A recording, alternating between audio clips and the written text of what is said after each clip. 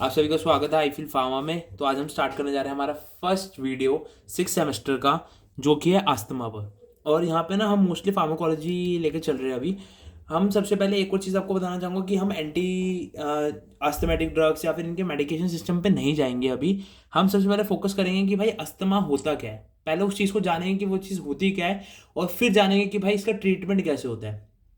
अगर हम ट्रीटमेंट वगैरह पहले पढ़ेंगे ना तो हमें लगेगा यार ये अस्थमा में चलो ये भी ऐसे होता है ये भी ऐसे, तो ना एक फ्लो या फिर एक लिंकेज क्रिएट नहीं हो पाएगी माइंड में। तो हम सबसे पहले पढ़ेंगे कि भाई अस्थमा क्या होता है, देन उसके ट्रीटमेंट पे आएंगे ना तब पढ़ेंगे भाई उसके जो एंटी अस्थमा जो एंटी अस्थमेटिक ड्रग्स जो होती है वो कैसे एक्ट करती है और कौन से पार्ट पर एक्ट करके वो इस चीज़ को रिजॉल्व करती है या फिर इस चीज़ को कम करती है।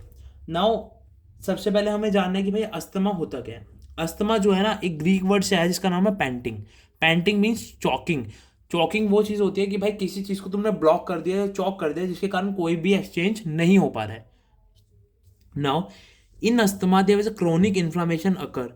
What do you mean by chronic? Chronic is a long time persisting, जो कि एक बहुत लंबे समय से चलती आ रही हो। इट इज अस्थमा एक क्रॉनिक इन्फ्लामेशन है। क्रॉनिक इन्फ्लामेशन मीन्स किसी भी चीज़ का या फिर किसी भी पार्ट का ना स्वेल हो जाना, इन्फ्लामेट हो जाना, जिसके कारण उसकी जो प्रॉपर्टी है ना एक्सचेंज की, उसमें भी इफेक्ट पड़ता है। और उसकी जो ल्यूमन होता है, मोस्टली केसेस में 99% केसेस में ल्यूमन जो होता है ना कॉन्ट्रैक्ट हो जाता है ड्यू टू इन्फ्लामेटिक कंडीशंस। अब क्या है, inflammation make airway narrow and more difficult to breathe.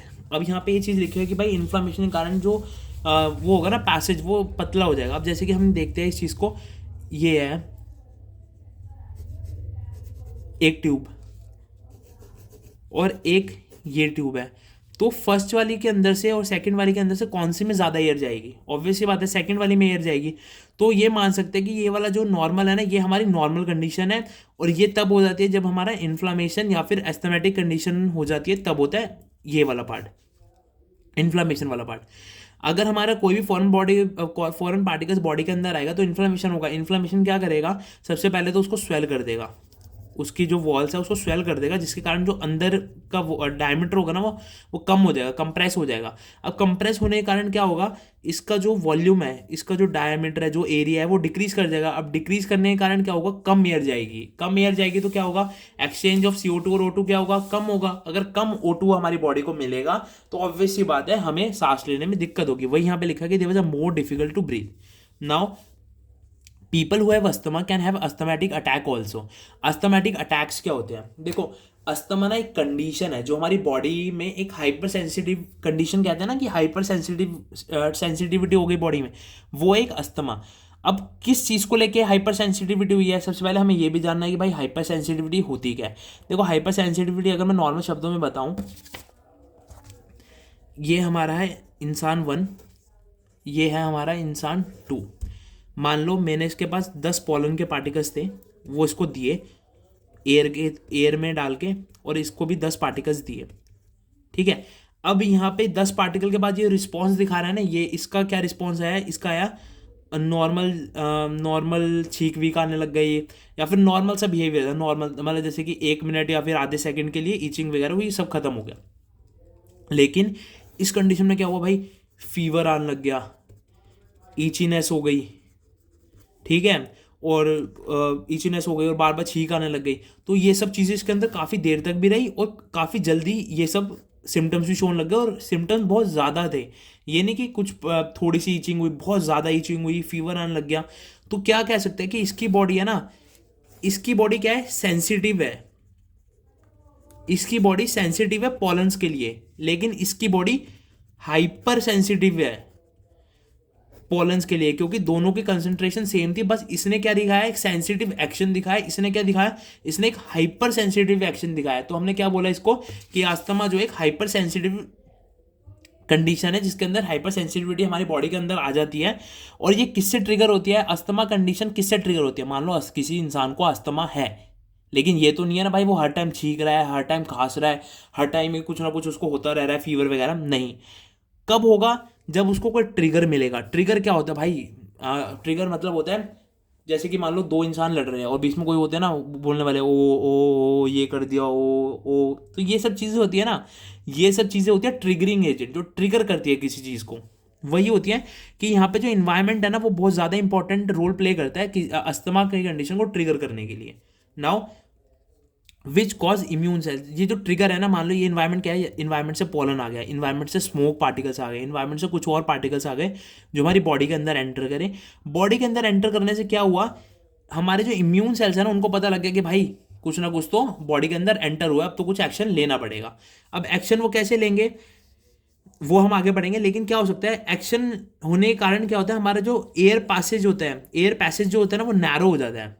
क्यों? क्योंकि अस्थमेटिक कंडीशन है, हमारी बॉडी ने सेंस किया कि भाई बाहर से पार्टिकल्स आए हैं, इम्यून सेल्स ने सेंस कर लिया, सेंस करने के साथ हमें सेंसिटिविटी दिखानी थी नॉर्मल इंसान को, लेकिन यहाँ पे कौन सी कंडीशन हो गई, हाइपर सेंसिटिव हो गई। हाइपर सेंसिटिव होने के कारण क्या हो गया, ये जो कंडीशन होती है ना अगर काफ़ी लॉन्ग टर्म तक परसिस्ट करेगी तो ये डेंजरस भी हो सकती है लाइफ के लिए, they also life threatening. Now अब हमने पढ़ा कि भाई ये हमारा ये एक नॉर्मल लंग्स का मैंने डायग्राम बनाया, माना थोड़ा अच्छा नहीं होगा बट स्टिल समझ लीजिएगा, हमने यहाँ पे बनाया।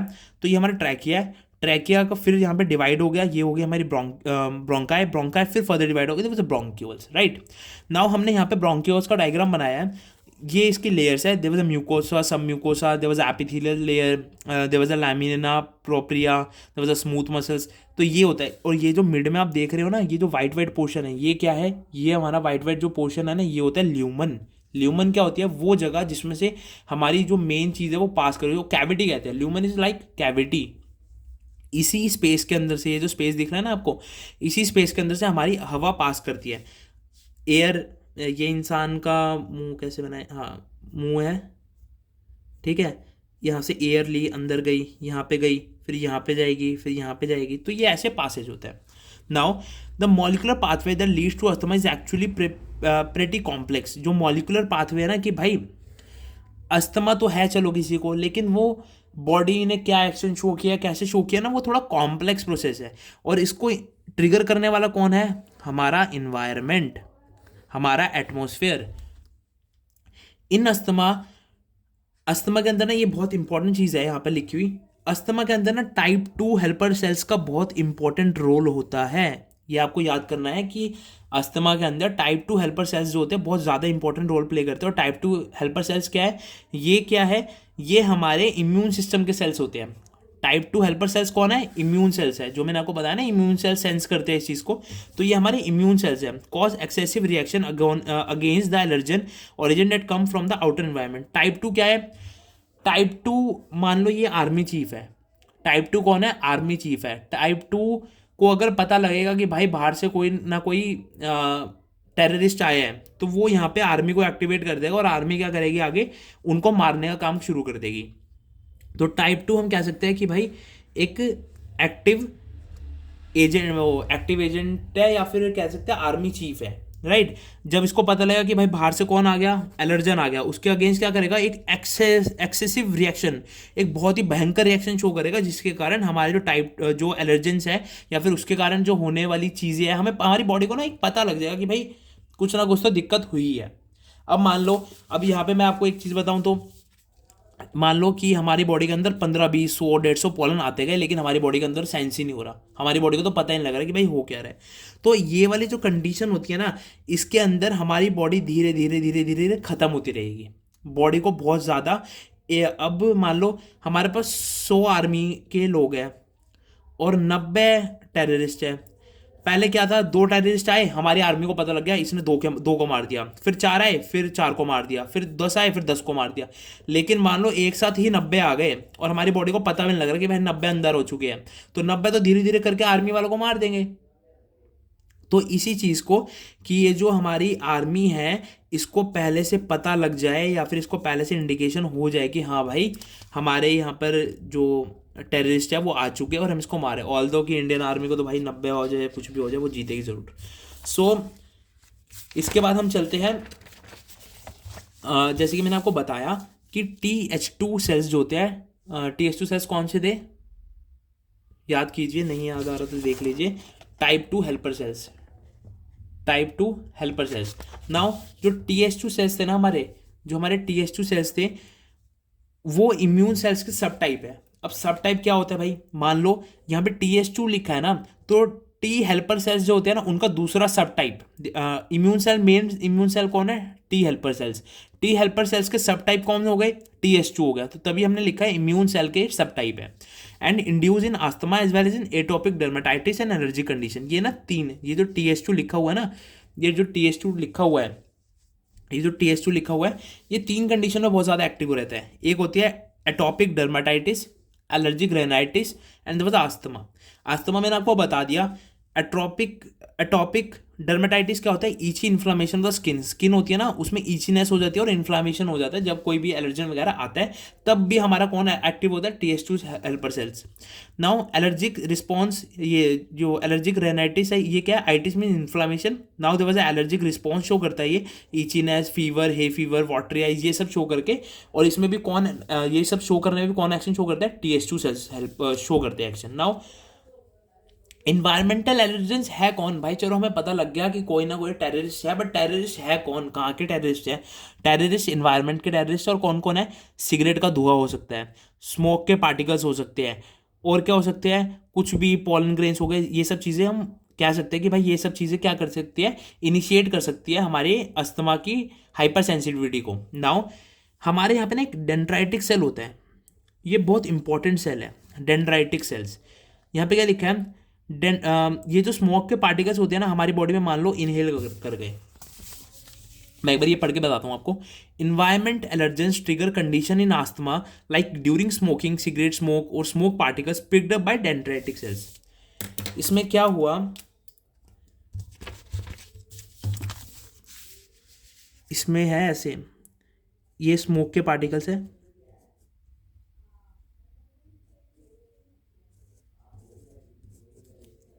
मुंह से ये लग रहा है, नहीं गलत लग रहा है ना, ऐसे यहाँ पे बनाता हूँ, ये हो गया। अब ये स्मोक कर रहा है इंसान, ये स्मोक के पार्टिकल्स अंदर चले गए, अंदर कहाँ पे गए, मान लो ये लंग्स के पास चले गए, ठीक है। अब लंग्स में किसने सेंस किया भाई, इम्यून सेल्स थे, उन्होंने सेंस कर लिया कि भाई यहाँ पे तो ये पार्टिकल्स आ गए। लेकिन इम्यून सेल्स को सेंस करा कैसे, इम्यून सेल्स ने, बात तो सारी यहीं पे टिकी है कि इम्यून सेल्स को पता कैसे लगा। तो इम्यून सेल्स को पता करने के लिए एक बहुत इंपॉर्टेंट सेल होता है हमारा डेंड्राइटिक सेल्स। डेंड्राइटिक सेल्स क्या करते हैं, अब ये भी पता होना चाहिए भाई। डेंड्राइटिक सेल्स क्या करते हैं, ये जो होते हैं ना, ये जो हमारे पार्टिकल्स है, कौन से पार्टिकल्स, स्मोक पार्टिकल्स, उनसे अटैच हो जाते हैं, which after that connect to, और फिर ये क्या करते हैं, पहले किससे कनेक्ट होंगे, जो बाहर के पार्टिकल है, इन्वायरमेंट से जो पार्टिकल है उनसे अटैच होंगे। उनसे अटैच होने के बाद किससे अटैच होते हैं, हमारे TH2 सेल्स के साथ अटैच होते हैं। TH2 सेल्स के साथ अटैच होने के कारण क्या होगा, डेंड्राइटिक सेल्स ने सबसे पहले देखा भाई स्मोक पार्टिकल्स आए, इनके साथ अटैच हो जाओ। इनके साथ अटैच होने के बाद क्या किया इसने, ये गया TH2 सेल के बाद बताने की, सर सर ऐसे ऐसे दिक्कत आ गई है, बाहर से स्मोक पार्टिकल्स एक पकड़ा गया, आप देख लीजिए। तो हमारे यहाँ पे इंफॉर्मेशन कौन है, हमारे यहाँ पे मीडिएटर कौन है, डेंड्राइटिक सेल्स। जैसे कि मैंने यहाँ पे डेंड्राइटिक सेल एक बार बता भी देता हूँ, a special type of immune cell that is found in tissue such as skin and boost immune response by showing antigens on its surface to the other cell. यहाँ पे एक बहुत इंपॉर्टेंट लाइन है जो आपको क्लियर कर देगी कि ये अपने सरफेस पे जो बाहर के एंटीजेंस हैं उनको शो करता है टू द अदर सेल्स।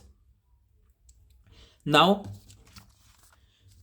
ये रहा हमारे डेंड्राइटिक सेल्स, ये हमारे स्पोक पार्टिकल्स आए, डेंड्राइटिक सेल्स ने इससे अटैच कर लिया। अटैच करने के बाद क्या हुआ, इसके जो रिसेप्टर्स है ना यहाँ पर, इन्होंने TH2 के साथ कनेक्शन शो किया और यहाँ पे मैसेज थ्रो किया कि भाई दिक्कत है।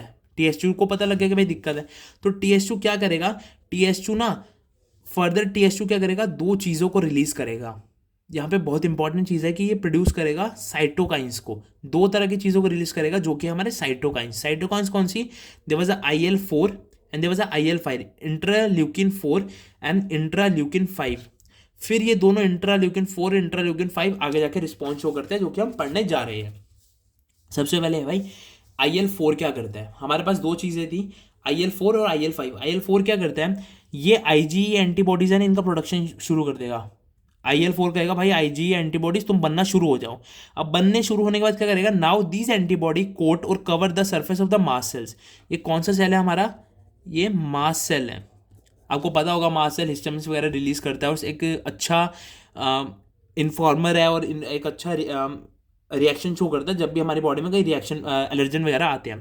तो IL-4 ने क्या किया, IL-4 ने क्या किया, आईजी एंटीबॉडी को बनाना शुरू किया। आईजी एंटीबॉडी ये ऐसी दिखती है, मतलब रियल में नहीं लेकिन ऐसी होती है। नाउ ये जो एंटीबॉडीज होगी ना, ये क्या करेगी, मास्ट सेल्स के ऊपर कोटिंग करना शुरू कर देगी या फिर इसको कवर करना शुरू कर देगी। जैसे ही मास्ट सेल्स इसको इसके साथ कवर होंगे, this covering stimulate mast cells, ये जो कवरिंग होगी ना ये क्या करेगी, स्टिमुलेट करेगी किसको, ये स्टिमुलेट करेगी मास्ट सेल्स को to release granules containing things. वो कहेगी कि भाई तुम ना मास्ट सेल्स के जैसे ही ये जो एंटीबॉडीज लगेंगी ना, जब ये एंटीबॉडीज क्या करेगी, एंटीबॉडीज पहले सबसे पहले IL-4 ने एंटीबॉडीज बनाई, एंटीबॉडीज ने मास्ट सेल्स के ऊपर जाके कवरिंग कर दी। कवरिंग करने के बाद आईजी एंटीबॉडीज है वो सेंस करेगी कि भाई बाहर से तो एंटीजन आया है, बाहर से क्या आ गया है, बाहर से तो एंटीजन आ गया है। अब बाहर से जैसे ही एंटीजन आएगा तो ये क्या करेगी, मास्ट सेल को स्टिमुलेट करेगी, तुम ग्रेन्यूल्स रिलीज करो। और ग्रेन्यूल्स के अंदर क्या होगा, ग्रेन्यूल्स में हिस्टामिन होगा, ग्रेन्यूल्स में ल्यूकोट्राइन्स होंगे, ग्रेन्यूल्स में प्रोस्टाग्लैंडिन्स होंगे। और ये तीनों चीज़ें क्या है, आप 5th सेमेस्टर की बात याद करेंगे तो आपको पता लगेगा कि ये तीनों ऑटोकॉइड्स में आते हैं। ये क्या करते हैं, एलर्जिक रिएक्शन शो करते हैं, हमारी बॉडी को बताते हैं कि भाई बाहर कोई अंदर कोई दिक्कत आई है, उसको ठीक करने के लिए कुछ करो या फिर हमारी बॉडी को थोड़ी देर के लिए एक्ट करने दो। नाउ हमने IL-4 पढ़ लिया क्या होता है। Now there is IL-5, interleukin 5। ये क्या करता है, ये स्टिमुलेट करता है इओसिनोफिल्स को। इओसिनोफिल्स कौन से सेल्स होते हैं, हमारे ब्लड सेल्स होते हैं इओसिनोफिल्स, जो प्रमोट करते हैं इम्यून रिस्पॉन्स को by releasing more cytokines and leukotrienes. IL-5 क्या करेगा, इओसिनोफिल्स को स्टिमुलेट करेगा कि भाई तुम क्या रिलीज करो, तुम साइटोकाइंस को बनाओ और ल्यूकोट्राइंस को बनाओ। ठीक है, साइटोकाइंस और ल्यूकोट्राइंस और इंटरल्यूकिन्स हम आगे जो हमने पीछे पढ़ा था कि इंटरल्यूकिन्स फॉर्म होते हैं। तो एक तरह से ये जो है ना एक रिएक्शन प्रमोट करना चाह रहा है कि भाई ज़्यादा से ज़्यादा हमें हेल्प मिलती रहे इन दोनों को मारने के लिए। Now by the action of IL-4 and IL-5 हमारी दो चीज़ें हुई, क्या क्या दो चीज़ें हुई। Just after the exposure to allergen, smooth muscles around the bronchioles start spasm and also there is increase in the mucus secretion. क्या होगा, जैसे ही IL-4 और IL-5 अपना एक्शन शो करेंगे, वैसे ही क्या होगा, हमारी बॉडी के अंदर स्पाज्म, हमारी जो ब्रोंक्यूल्स है ना, ब्रोंक्यूल्स में स्पाज्म होना शुरू हो जाएगा। स्पाज्म का मतलब क्या है, अनकंट्रोल्ड कॉन्ट्रैक्शन ऑफ मसल्स। जैसे कि मैंने आपको स्टार्टिंग में बताया था, uncontrolled contraction of the muscles. जैसे कि पहले ल्यूमन इतना बड़ा था, जैसे ही IL-4 और IL-5 ने एक्ट किया, ये ल्यूमन छोटा हो गया, कॉन्ट्रैक्ट कर गया। ठीक है, वही यहाँ पे हो रहा है, और जो म्यूकस की सिक्रीशन होगी वो भी इसके अंदर बढ़ जाएगी। Now this narrows the airways, make difficult to breathe. आपको बताना है कि भाई कभी आपने आसपास देखा होगा एस्थमेटिक पेशेंट को कि जब भी वो डस्ट वगैरह के साथ आता है उनको खांसी छींक वगैरह, सांस नहीं आता, फिर वो इनहेलर वगैरह लेते हैं। तो उसी कारण है, क्योंकि ना बाहर से जो इन्वायरमेंट से जो पार्टिकल आए उसने क्या किया, IL-4 IL-5 मैकेनिज्म को जगा दिया। उनको जगाने के कारण क्या हुआ, यहाँ पे कॉन्ट्रैक्शन हो गया। कॉन्ट्रैक्शन होने के बाद कॉन्ट्रैक्शन होने के साथ साथ क्या हुआ, म्यूकस भी सिक्रीट होने लग गया।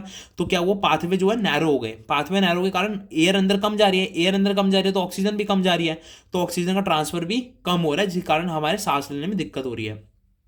ठीक है, और ये और इसलिए हम कहते हैं कि अस्थमा जो है एक ऑब्स्ट्रक्टिव पल्मोनरी डिसीज है। क्या है, obstructive pulmonary disease.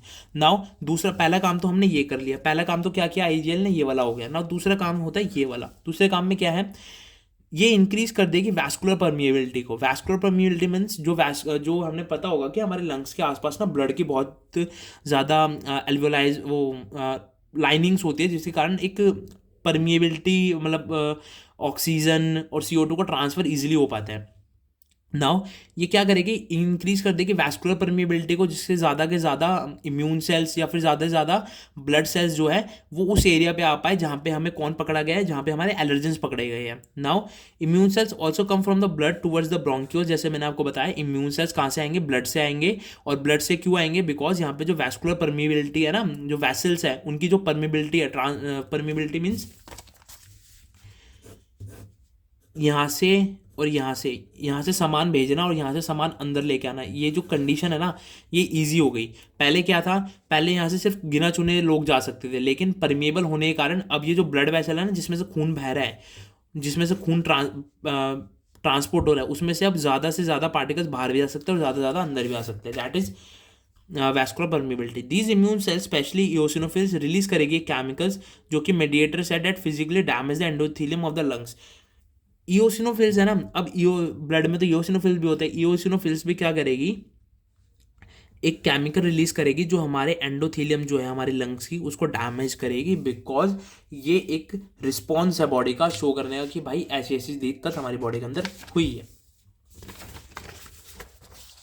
Now initially क्या होता है भाई, अगर ये कंडीशन जो है इनिशियली है, मतलब कि इनिशियल इन द सेंस कि थोड़े टाइम के लिए, तो वो रिवर्सिबल होगी मान लो, ठीक है, वो हट जाएगी। लेकिन अगर ये बहुत साल तक रहती है तो ये एक इरिवर्सिबल चेंज बन जाएगा। मतलब कि अब पहले इसमें दो कंडीशन क्या हुई, पहले कॉन्ट्रैक्शन हो गया और उसके बाद ये वैस्कुलर परमिबिलिटी बढ़ गई, ये सब होता गया। लेकिन अगर ये थोड़े टाइम तक होगा, चलो कोई नहीं, कॉन्ट्रैक्शन भी हट जाएगा और वैस्कुलर परमिबिलिटी भी नॉर्मल हो जाएगी। लेकिन अगर ये लंबे टाइम तक परसिस्ट करती है तो ये एक इरिवर्सिबल चेंज में कन्वर्ट हो जाएगी, जब जिसमें क्या होगा, edema, scarring and fibrosis, muscles का हार्ड हो जाना, स्कार फॉर्म हो जाने, और edema there was a deposition of water या फिर कुछ भी फ्लूइड का डिपोजिशन हो जाना। इस कारण क्या होगा, हमारी जो परमानेंट जो हमारी ब्रोंक्यूल्स थी, वो उनकी जो कैविटी है, जो उनका ल्यूमन है, वो शॉर्ट रह जाएगा for a life time, right. Now causes क्या हो सकते हैं भाई, क्या चीज़ कर सकती है, देखो अस्थमा, ये कहना कि अस्थमा क्या कर सकता, अस्थमा कौन कर सकता है, ये मुश्किल है अभी के समय। लेकिन हमें ये पता है कि अस्थमा कॉज करने के दो बहुत जो कंडीशंस आ रही है, जो कि बहुत नॉर्मल है, कि एक तो जेनेटिक कॉज और एक इन्वायरमेंटल फैक्टर्स, ये बहुत ज़्यादा मेन कॉज करते हैं अस्थमा करने में। देखो भाई, जीन्स अगर किसी के ऐसे कि अस्थमेटिक जीन्स जो है वो उसके एक्टिवेट है तो उसको अस्थमा होगा ही होगा, अगर एक्टिव है तो। ऑल्दो इन्वायरमेंटल कंडीशन, जैसे कि अगर कोई इंसान है छोटी उम्र में उन जैसे ऐसे ऐसे बैक्टीरिया के साथ इंटरेक्ट कर लेता है जो कि उसके इम्यून सिस्टम को काफ़ी वीक कर दे, तो उसमें भी अस्थमेटिक कंडीशन होने का चांसेस है। ये सब मैंने नोट्स में लिखा हुआ है, आप इसको पढ़ सकते हैं। अस्थमा अगर चाइल्डहुड में हो रहा है, चाइल्डहुड में ही स्टार्ट हो गया, ऑल दो कंडीशन नॉर्मल है, ना कोई बैक्टीरिया से ऐसा इंट्रैक्शन हो, सब कुछ है, तो मोस्टली वो माना जाता है कि भाई वो जेनेटिक है। लेकिन अगर अस्थमा जो है later onset means mid age में हो रहा है, या फिर 20 साल 15 साल इसके स्टार्टिंग में हो रहा है, तो उसे माना जाता है कि भाई ये इन्वायरमेंटल कंडीशन के कारण होता है। मतलब कि ज़रूरी नहीं है, बट माना जाता है। Now there was a triggering substance, कौन से हो सकते हैं, there was a air pollution, there was a allergens, there was a medications. Aspirin और बीटा ब्लॉकर्स भी जो है वो कॉज कर सकते हैं एस्थमेटिक टाइप ऑफ कंडीशंस। जरूरी नहीं एस्थमा ही करेंगे, but asthmatic asthmatic type of condition कर सकते हैं। और डस्ट हो गया, पॉलन्स हो गया, कॉकरोचेज हो गए, सिगरेट स्मोक हो गए, ये सब ऑब्वियस सी बात है, आपको पता है कि ये अस्थमा का एक ट्रिगरिंग एजेंट्स है। नाउ सिम्टम्स क्या होता है, सिम्टम्स होता है भाई coughing, hay fever, chest tightness, dyspnoea, सांस लेने में दिक्कत, that is dyspnoea, difficulty in breathing mention है ना यहाँ पे। नाउ अब मान लो कि भाई थोड़ा हमें पता भी लग जाए कि भाई उसको जो हुआ है अस्थमा, वो अस्थमा है या फिर क्या है, तो उसके लिए ना एक मोस्टली कंडीशंस या फिर कह लो जिनको ब्रोंकियल अस्थमा होता है ना, जो ब्रोंकियल्स होते हैं उनके उसका अस्थमा होता है। तो उसमें जो स्पूटम होता है ना, स्पूटम मतलब आपने कोरोना के टाइम पे सुना भी होगा भाई, स्पूटम टेस्ट होता है कि आपकी नाक से म्यूकस वगैरह या फिर लिया जाता है, फिर उसको चेक किया जाता है, गले से सलाइवा और म्यूकस वगैरह लिया जाता है। तो वही चीज़ है कि हम क्या करेंगे, जब इंसान छींकता है, खांसता है इसमें हाइपर सेंसिटिविटी की कंडीशन पे, तो हम उसका म्यूकस जो होता है, वो स्पूटम जो होता है, उसको एनालाइज करते हैं। अगर स्पूटम के अंदर कर्शमैन स्पाइरल्स, ये ब्रोंक्योस टाइप के स्पाइरली कंडीशन होती है, और ये क्या है, स्पूटम है, म्यूकस प्लस सलाइवा है, अगर ऐसा स्ट्रक्चर दिखता है तो हम माना जाता है कि वो एक ब्रोंकियल अस्थमा को शो कर रहा है। It is a spiral shape mucus plugs और basically elongated mucus cause from a small bronchial of people with bronchial asthma. ये एक डेंजरस कंडीशन है, क्योंकि ये क्या करेगा, सबसे पहले तो भाई एल्वियोलाई से जो एक्सचेंज हो रहा था, एल्वियोलाई क्या कर रही थी, ऑक्सीजन को दे रही थी और CO2 को ले रही थी, तो एक्सचेंज होता वो भी ब्लॉक हो जाएगा। ऑल तो मान लो कभी हमें कोई जो ड्रग है वो इंसान मुंह से नहीं ले पा रहा है, तो हमें उसे एयर के थ्रू देना है, इनहेलर के थ्रू देना है, तो इनहेलर के थ्रू भी देना है, लेकिन वो हमारी बॉडी तक पहुंच ही नहीं पाएगा, हमारे ब्लड तक पहुंच ही नहीं पाएगा, बिकॉज क्योंकि वो ब्लॉक कर दिया गया है कर्शमैन स्पाइरल्स के कारण, स्पूटम के कारण। म्यूकस में ऑल्सो, म्यूकस के अंदर ये भी हो सकता है चारकोट लेडिन क्रिस्टल्स। ये क्या होता है चारकोट लेडिन क्रिस्टल्स, ये क्रिस्टल्स फॉर्म होते हैं ईओसिनोफिल्स के ब्रेक होने के लिए, ब्रेक होने से हमारी बॉडी, हमने पढ़ा था ना इओसिनोफिल्स एक केमिकल फॉर्म करती है और बहुत इंपॉर्टेंट रोल प्ले करती है। तो इओसिनोफिल्स जो होती है ना वो ब्रेक डाउन भी हो सकते हैं। ब्रेक डाउन होने के कारण चारकोट लेडन क्रिस्टल्स, जो क्रिस्टल्स टाइप होते हैं ना, ऐसे नैरो क्रिस्टल्स दिखते हैं, ये क्रिस्टल्स भी अगर दिख रहे हैं तो हम भी मानते हैं कि भाई इओसिनोफिल्स का ब्रेक डाउन हो रहा है, बिकॉज इओसिनोफिल जो है अस्थमा की कंडीशन में बहुत ज़्यादा इन्वॉल्व रहती है।